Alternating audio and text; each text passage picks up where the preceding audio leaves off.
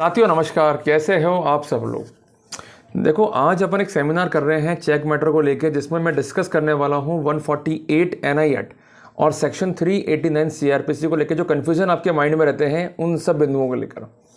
देखो, जब भी आप एनआई एक्ट में कन्वर्ट होगे तो आप अपील तो फाइल करोगे।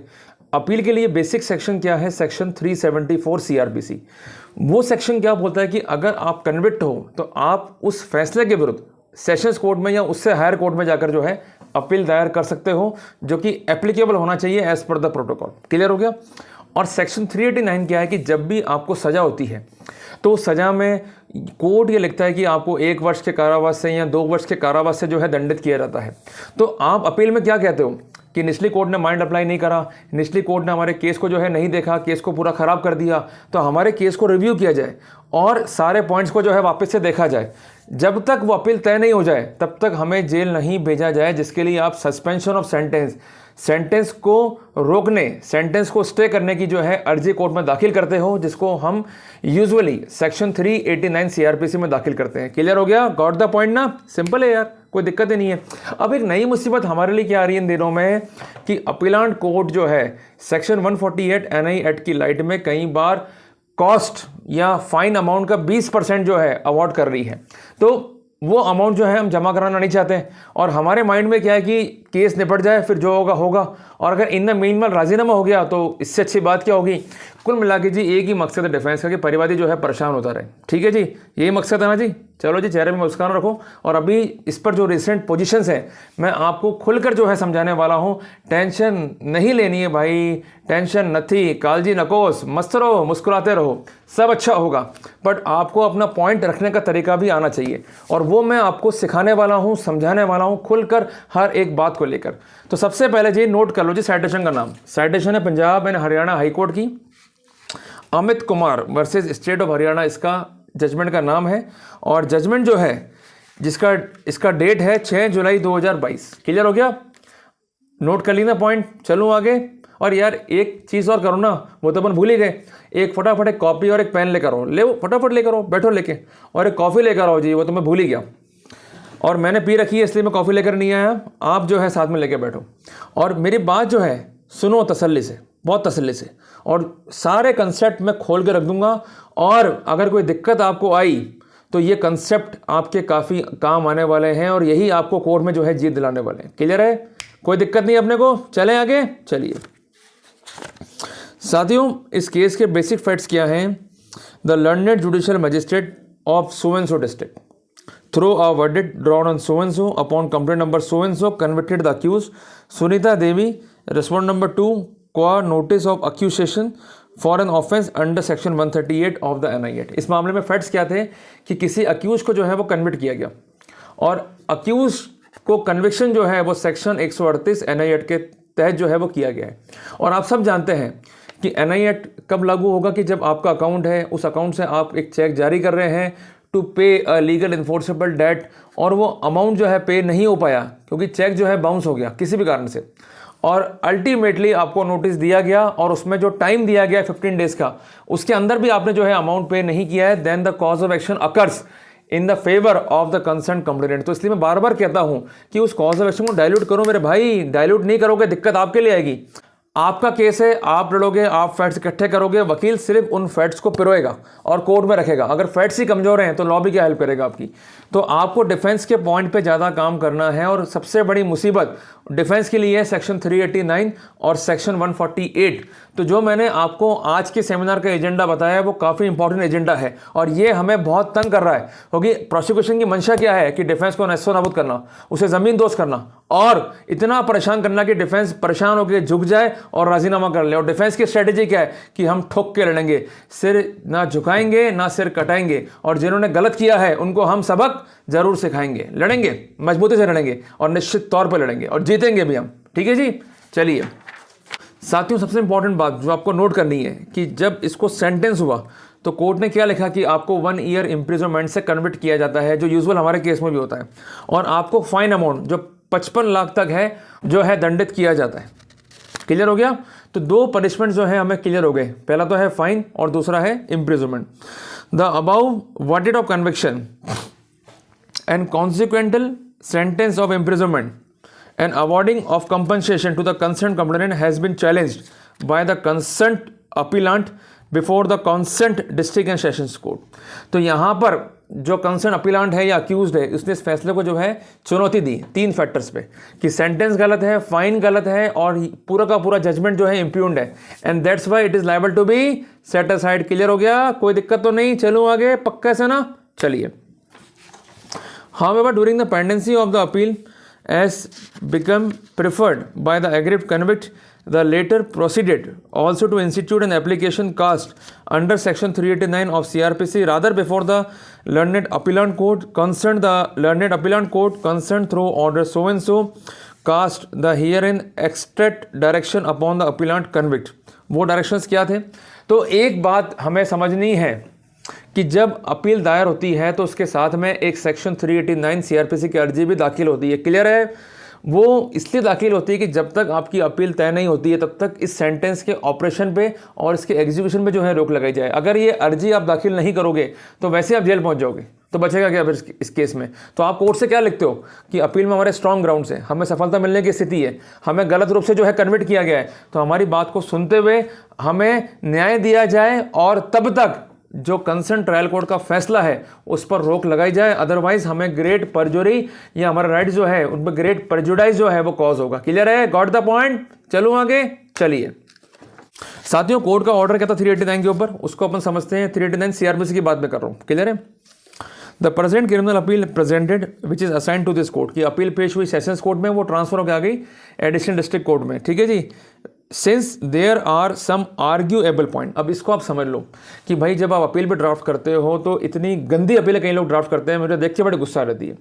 आप अपील को बांटो भाई 6 कैटेगरीज में। सबसे पहले फैक्ट्स, उसके बाद कोर्ट का ऑर्डर, उसके बाद आपके ग्राउंड्स ऑफ अपील, उसके बाद लीगल पोजीशन, उसके बाद ट्रायल कोर्ट के फैसले में कमी क्या रही, और एंड में आपके आने चाहिए कंक्लूजन। तब तो अपील बनाने का मजा है, अदरवाइज वहाँ ढूंढते रह जाओगे भाई मुझे क्या पॉइंट आर्ग्यू करना है। और बिफोर सेशंस कोर्ट जब हम खड़े होते हैं ना तो हाथ पे दूधना शुरू हो जाते हैं कि क्या बोलें क्या नहीं बोलें, और कोर्ट क्वेरी करता है फटाफट जल्दी आंसर दो। तो इसलिए अपने केस को, अपने अपील को आप सेगमेंट वाइज लेके चलो, पॉइंट वाइज लेके चलो, और जेरे जब भी करो तो पॉइंट वाइज करो, तो वहां पर आपको सफलता मिलने की पूर्ण स्थिति रहती है। अब वो अलग बात है कि मजिस्ट्रेट ने माइंड अप्लाई नहीं करा और बिल्कुल अगेंस्ट लॉ जाके फैसला कर दिया, वो तो अलग स्थिति है। बट अगर आपका अप्रोच ठीक है तो आप कहीं भी जो है मात नहीं खाने वाले हो। ठीक है जी? ठीक है। So the same is admitted for the hearing, it is to be registered, जिस कारण इसको अपील को एडमिट किया गया। आप जरा सोचो कि अपील में अगर ग्राउंड ऑफ आर्गुमेंट नहीं होते या कोई टेंटेटिव बात नहीं होती तो किसी भी रूप में अपील जो है एडमिट नहीं होती। Notice is to be issued along with the instant appeal, an application for suspension of sentence has been filed, heard, keeping in view the reason as mentioned in the application and fact of the decision of the appeal shall be taken into consideration. So the execution of sentence of appellant is hereby suspended till decision of the appeal। तो मोटी मोटी बात क्या कि decision होने तक appeal के जो निचली कोर्ट का फैसला है, जो सेंटेंस है, उसके ऑपरेशन को और एग्जीक्यूशन को जो है स्टे किया जाता है। क्लियर है? साथियों, एक बात समझनी होगी कि यहाँ पर कंसर्न अपीलांट कोर्ट ने जब सेंटेंस को सस्पेंड किया तो केवल पर्सनल बॉन्ड और श्योरिटी बॉन्ड के लिए कहा, बट कोई भी अमाउंट ऑफ कॉम्पनसेशन यहाँ पर परिवादी को अवॉर्ड कराने की बात तक नहीं की गई, जिससे व्यथित हुआ परिवादी। और परिवादी ने क्या किया, उसने एक अर्जी लगा दी before the concern appellant court under section 148 of the NI act. अब इसके बाद क्या हुआ, जैसे कि आप सब समझते हैं कि यद्यपि कोर्ट के लिए मैंडेटरी नहीं है, फिर भी कोर्ट ने यहाँ पर अर्जी को एक्सेप्ट किया अपने जजमेंट से। और उस जजमेंट में खास बात क्या थी, आप bare reading of the judgment reveals that the learned appellant court concern proceed to make a direction upon the respondent accused to deposit 20% of the total compensation amount. उन्होंने अक्यूज को कहा कि भाई आप टोटल कंपनसेशन या fine amount का 20% tentative जो कि होते हैं 11 लाख रुपए, वो आप जो है जमा करा दो और ये अमाउंट जो है आप दोगे परिवादी को। यहाँ पर अमाउंट अवार्ड होने के बाद भी अमाउंट नहीं दिया गया तो फिर भेजा खराब हो गया परिवादी का, भाई करे क्या, अब तो फैसला भी पक्ष में हो गया, अमाउंट दे नहीं रही है, तो ये चला गया वैकेट कराने के लिए कि भाई जो आपका सस्पेंशन ऑफ सेंटेंस का ऑर्डर जो है, जिसमें आपने ये लिखा है कि अपील के पेंडेंसी के तहत आपका सेंटेंस जो है वो सस्पेंड रहेगा, इस ऑर्डर को जो है वैकेट किया जाए, ऑर्डर को जो है खाली कर दो। क्लियर है? अब चूंकि वो ऑर्डर खाली नहीं हुआ, जिस कारण परिवादी को हाईकोर्ट जाना पड़ा कि भाई अब क्या इसका फेट होगा, कि एक बार कोर्ट का ऑर्डर हो गया, उसकी कंप्लाइंस नहीं हो रही तो क्या उसका फेट होगा। कोर्ट ने क्या तय करा, अब थोड़ा सा अपन चलते हैं आगे समझने के लिए। साथियों, मोटी मोटी बात क्या थी, he argues that the order dated so and so made upon the complainants application under section 148 of the NI Act as made subsequent to order dated so and so comprises an imperative condition precedent. Rather, for even the order suspending the execution of the sentence of imprisonment as made by the London Appellant Court concerned upon the respondent, the accused application as cast under section 389 of CRPC, rather taking the fullest and binding effect. तो सबसे important बात उसने क्या तरह रखा कि भाई जो 148 NI Act में जो ऑर्डर है ये बाइंडिंग ऑर्डर है, इसको फॉलो करना होगा एज अ कंडीशन प्रेसिडेंट। अगर इस कंडीशन को वायलेशन करते हो तो 389 CRPC के तहत जो आपने बेनिफिट लिया है उसको कभी भी आप फोर्स में नहीं ला पाओगे और कभी भी बेनिफिट जो है कंसेंट अक्यूज के पक्ष में जो है वो अवेल नहीं हो पाएगा। साथियों, उसके बाद जो है कोर्ट ने अपने फैसले में डिस्कस किया सेक्शन 148 NI Act को और उसके बेसिक प्रोविजंस को जो है अपने फैसले में इंकॉर्पोरेट किया और उस स्थिति में उन्होंने इंटरप्रिटेशन जो है करना शुरू किया। अब वो इंपॉर्टेंट इंटरप्रिटेशन क्या था, although the above extract provision commences with a non obstacle clause and obviously overrides any provision content in the CRPC। ये इसलिए लिखा हुआ है कि अगर आप 148 को पढ़ोगे तो उसमें शुरुआत में क्या है, not with standing anything content in the CRPC में किसी बात के होते हुए भी in an appeal by the drawer against the conviction under section 138 the appellant court may order the appellant to deposit। Clear है? तो CRPC से हटकर यहां पर बात चल रही है जो कोर्ट ने यहां पर ऑब्जर्व किया। साथियों, कोर्ट ने लिखा है कि भले ही यहां पर नॉन ऑब्स्टेकल क्लॉज है, मतलब ओवरराइडिंग इफेक्ट होने के बावजूद भी यह अभिप्राय नहीं है कि इसका कंप्लीटली जो है ओवरराइड इफेक्ट है about the mandate carried in section 389 of the CRPC। ये इंपॉर्टेंट है, इसको आप अंडरलाइन करो भाई डिफेंस वाले हो तो आप, कि 148 में अगर ओवरराइडिंग इफेक्ट है भी तो इसके बावजूद भी सेक्शन 389 CRPC का जो मैंडेट है उसको ये ओवरराइड नहीं करेगा। साथियों, कोर्ट ने क्या लिखा, सबसे इंपॉर्टेंट है, इसको डिफेंस नोट करें। Section 389 of CRPC works to facilitate the protection of liberty of a convict although his or her on certain relevant imposition of the condition, hence seeking relief qua the execution of the substantive sentence of the imprisonment imposed upon him or her becoming suspended during the pendency of the appeal. तो important बात क्या है कि section 389 जो है protect करता है accused के बेसिक फंडामेंटल राइट को, कि जब तक अपील का निस्तारण नहीं होगा तब तक उसका सेंटेंस भी जो है वो एग्जीक्यूट नहीं होगा। तो कुल मिला के ये बेस्ड है आर्टिकल 21 इंडियन कॉन्स्टिट्यूशन पे, जहां पर यह स्पष्ट है कि right to life and right to liberty are the prime considerations. Clear हुआ?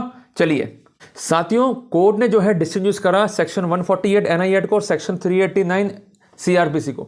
सेक्शन 148 NI एक्ट बात करता है केवल इंटरिम और प्यूनिटिव रिलीफ की, जबकि ये जो है कंसर्न है with the personal liberty of the convict and liberty should not be compromise during the pendency of the appeal before the concern appellate court. कि लिबर्टी को हम किसी भी रूप में जो है कॉम्प्रोमाइज नहीं कर सकते हैं during the pendency of appeal before the concern appellate court. Got it? Clear हो गया? चलिए साथियों, फिर कोर्ट ने क्या लिखा, in absence of proper mechanism in section 148 of the NI act completely the burden of workability is clout with section 389 of the CRPC provision whereof become specifically constituted rather for ensuring the protection of personal liberty of the convict during the pendency of the appeal preferred by him before the learned appellant court। तो कुल मिला के court का यह कहना है कि मेरे भाई आपको एम्फेसाइज करना है पर्सनल लिबर्टी पर, राइट ऑफ द अक्यूज पर, rather than to become a machinery to recover the interim और एनी प्यूनिटिव कंपनसेशन और अमाउंट। ये स्पेसिफिक किया है और ड्यूटीज को स्पेसिफिक किया है कोर्ट ने यहाँ पर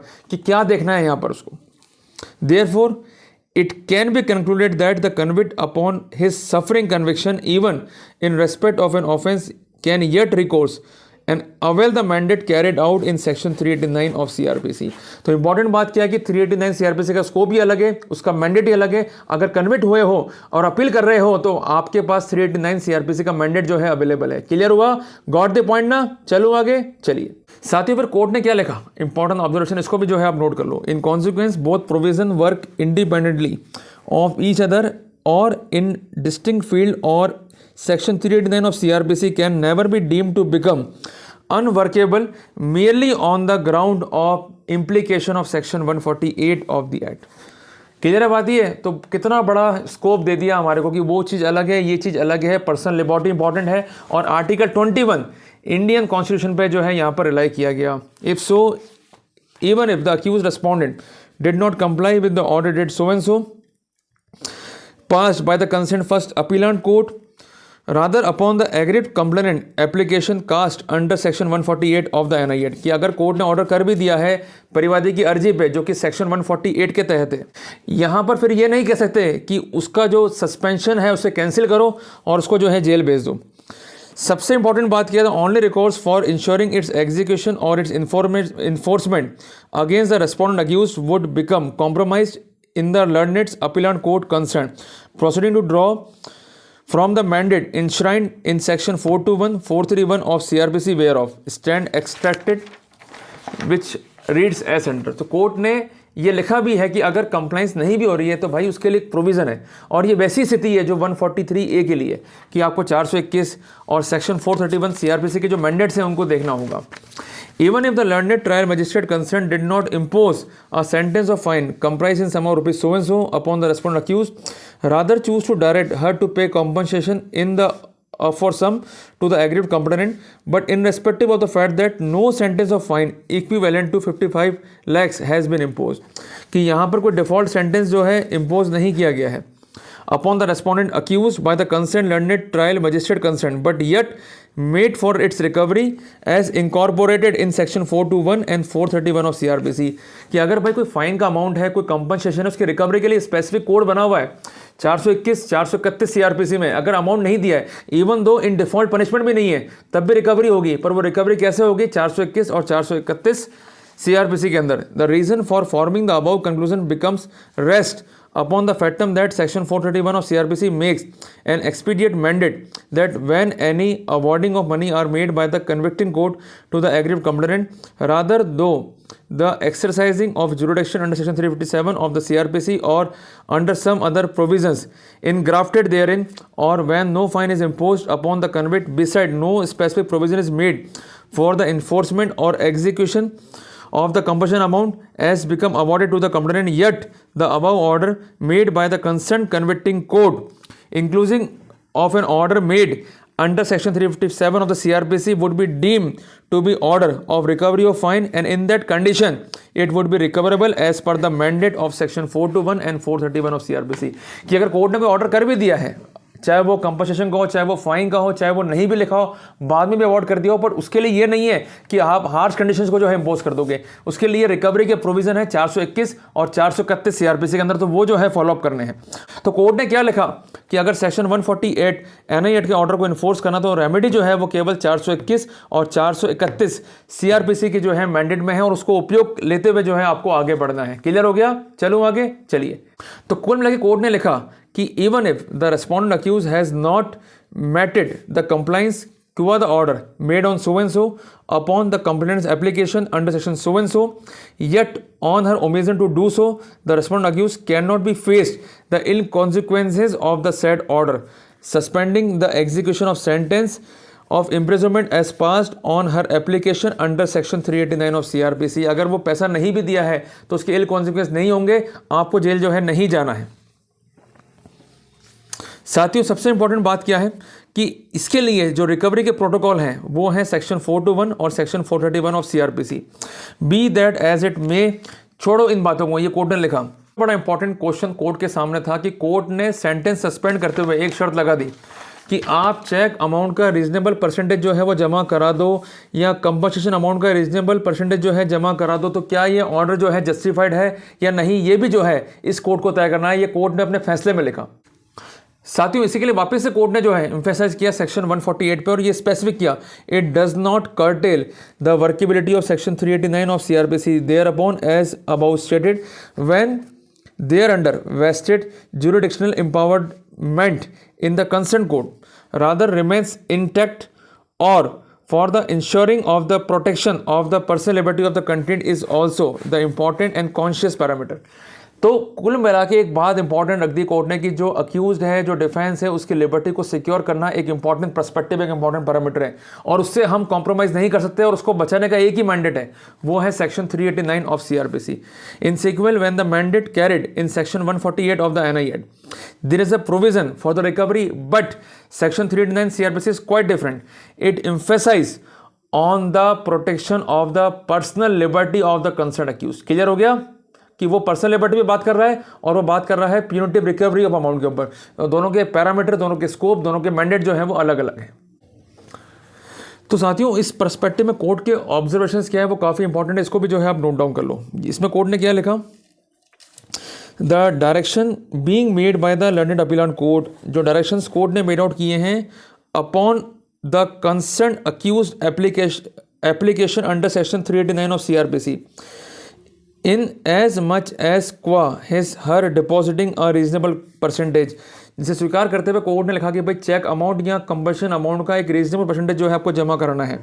इट में ब्रिंग क्विक एक्शन, जो कि क्विक एक्शन जो है अट्रैक्ट कर सकता है और ब्रिंग आउट कर सकता है as upon the imposition of the above condition, उस तरह की कंडीशंस को इम्पोज करना as a condition precedent, rather it becoming evidently breached thereupon it would be obviously threaten the personal liberty of the convict.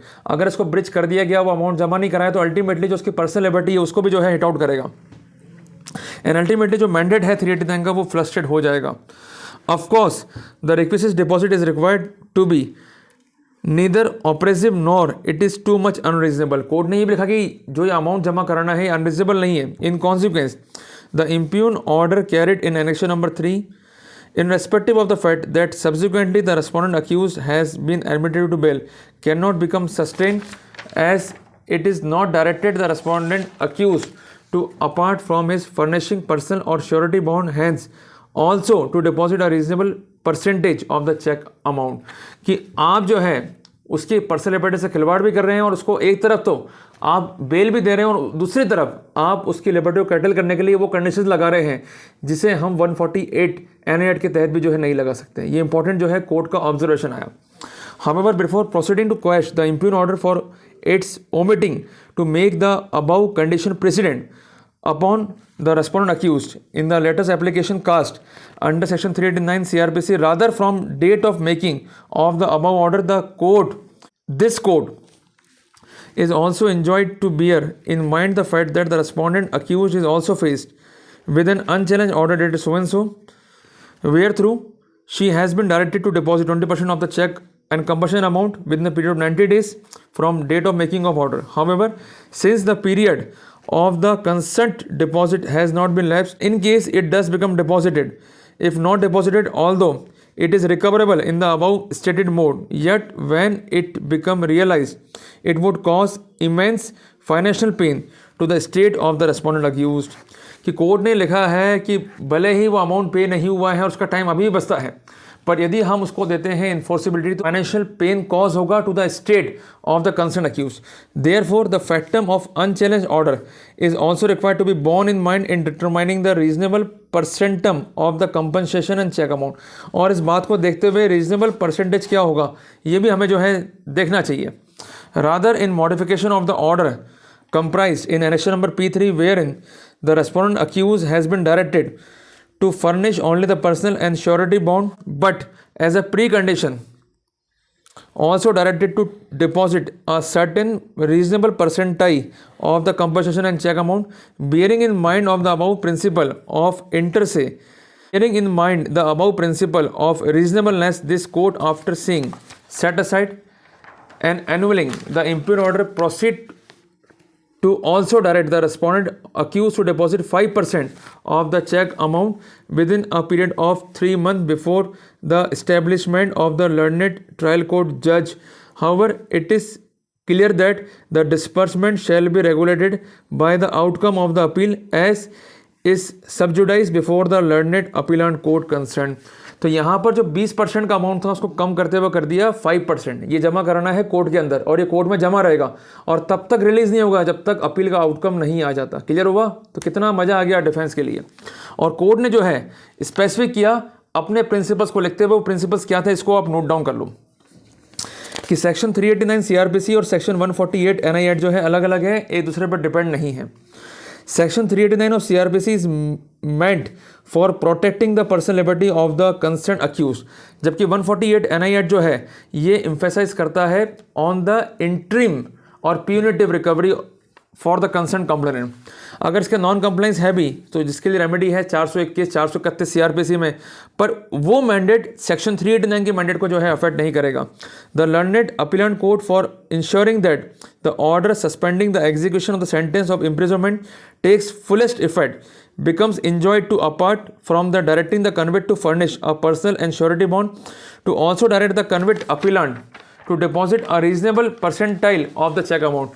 कि court जो है sentence suspend करते हुए एक रीजनेबल अमाउंट जो है वो अवॉर्ड कर सकती है, बट वो अमाउंट हार्श नहीं होना चाहिए। अगर 20%, 30%, 50% अवॉर्ड कर दिया तो क्या होगा, उस पर फाइनेंशियल बर्डन आएगा और 389 का जो मैंडेट है वो खत्म ही हो जाएगा।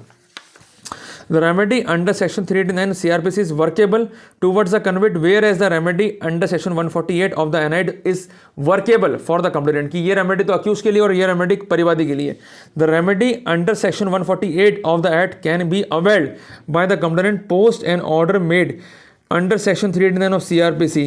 कि 148 की रेमेडी तो बाद में भी आप अडॉप्ट कर सकते हो और 389 के बाद में भी जो है इसको इन्फोर्स कर सकते हैं। If so the learned appellate court while deciding an application under section 389 of CrPC is required to in asking the convict to deposit a reasonable amount before the establishment, और ये तब तक जमा रहे अपील का जो है निस्तारण ना हो जाए, पर किसी भी रूप में ये अमाउंट 20% से एक्सीड नहीं होना चाहिए। In case the learned appellate court upon the convict's application cast under section 389 of CrPC, किसी मामले में यदि अपीलेंट कोर्ट ये मानता है कि जो 389 सीआरपीसी की अर्जी है rather suspend the execution of the sentence of imprisonment imposed upon him and hence imposes him a condition that he or she deposit 20% of the check amount, then in the light of subsequent application preferred under section 148 of the Act, the learned appellant court may in a discretion bearing in all relevant facts inclusive of immense pain being caused to the state of the concerned convict,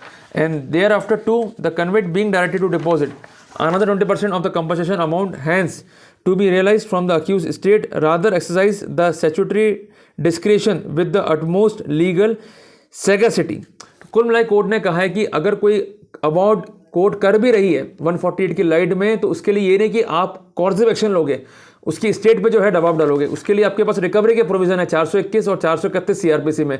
तो कुल मिलाकर defence को, accused को जो है मजबूती मिली है इस फैसले से। In both the application are simultaneously filed, then both are required to be decided in just and fair manner. Obviously, the principle of reasonableness should be bear in mind। दोनों अर्जियाँ फाइल हुई भी हैं तो इनको तय करना है, बट इनके प्रिंसिपल्स क्या हैं, the reasonability and fairness should be borne in the mind। and disbursement जो है, जो in compliance है, shall become regulated by the outcome of the concerned trial, but in the event of composition। और इस तरह से फैसला करते हुए इस पिटिशंस को जो है डिस्पोज ऑफ किया गया। तो कुल मिला के जो एक बेटर कंट्रोवर्सी थी उसको रिजॉल्व करने का प्रयास किया, और हमको ये बात समझ में आ गई है कि जब भी हम आर्ग्यू कर रहे हैं अपीलेंट कोर्ट में, तो हमको ये बात बहुत क्लियर है कि सेक्शन 389 तो बचा रहा है आपकी लिबर्टी को, और कोर्ट कोई भी अनरीजनेबल कंडीशंस को जो है इम्पोज नहीं कर सकती है। तो रीजनेबल क्या है, 5%, 7%, 3%। तो हमारे ऊपर जो एक फाइनेंशियल बर्डन था, एक मुसीबत आने वाली थी, वो तो बच गई, और अगर हम पे नहीं भी कर पाए तो वहाँ पर रेमेडी है 421 और 431 सीआरपीसी की। इसके अलावा अमाउंट जो है कोर्ट में जमा रहे, इसकी भी आप जो है प्रेयर कर लो। और सबसे इंपॉर्टेंट बात यह है कि परिवादी के हाथ में कुछ भी नहीं लगना चाहिए, ये डिफेंस की जो है स्ट्रेटेजी होनी चाहिए। तो लंबा रिटेन करके रखो इन चीज़ों को। और 148 के साथ साथ एक बात दिमाग में रख के चलो कि 389 की अर्जी पर आपको जो है इमीडिएटली अटैक शुरू करना है, और इसके साथ साथ अगर वो 148 की अर्जी ले भी आता है परिवादी, तो आप साथ साथ आर्ग्यू करो, और जो ये साइटेशन है इसकी लाइट में जो है आप आर्ग्यू करो, तो वहाँ पर कोई भी दिक्कत या तकलीफ जो है अपने को नहीं होनी है। तो कुल मिला के जो खेल है सारा टेक्निक का और दिमाग को स्टेबल रखने का। तो कुल मिला के अब सब कुछ डिपेंड आपके ऊपर है, सब कुछ डिपेंड आपकी ड्राफ्टिंग पे है, सब कुछ डिपेंड आपकी प्लीडिंग्स पर है। तो घबराने का हमको कहीं भी नहीं है, सिर्फ प्रॉपर हमको प्लीडिंग करना है, प्रॉपर हमको जो है लॉ पॉइंट रखना है, और प्रॉपर जो है बहस करनी है, तो हमें वहाँ पर कोई दिक्कत नहीं आनी है। और एक बात समझ लो भाई, सब कुछ जो है वो डिफेंस के लिए। फंसा तो वो लोग रहे ना, तो आपके पास 389 सीआरपीसी, आपके पास आर्टिकल 21 कॉन्स्टिट्यूशन ऑफ इंडिया है, तो कोर्ट किसी भी कंडीशन को लगाकर आपको जेल नहीं भेज सकती है। कंडीशन हमेशा होनी चाहिए फेयर एंड रीजनेबल, और कोई अगर amount of compensation, amount of fine है जब सेंटेंस सस्पेंड हुआ तो सेंटेंस सस्पेंड इन होल हुआ है, तो अगर वो अमाउंट पे नहीं हुआ है तो कॉमन सेंस लगाओ कि वो अमाउंट रिकवर होगा। उसके लिए प्रोटोकॉल क्या है, 421 और 431 सीआरपीसी में। तो डरना कहीं भी नहीं है। अगर आप लोग इस तरह के कॉन्सिक्वेंस को फेस कर रहे हो तो ये लॉ आपके लिए काफ़ी काम आने वाला है। ये लीगल पॉइंट जो है आपको काफ़ी स्टेबिलिटी देने वाला है। तो घबराने का नहीं है साथियों, लड़ने का है। और ऐसे टॉपिक्स को देखने के लिए इस चैनल को सब्सक्राइब करें और इस वीडियो को लाइक और शेयर जरूर करें। मिलते हैं एक नए टॉपिक के साथ।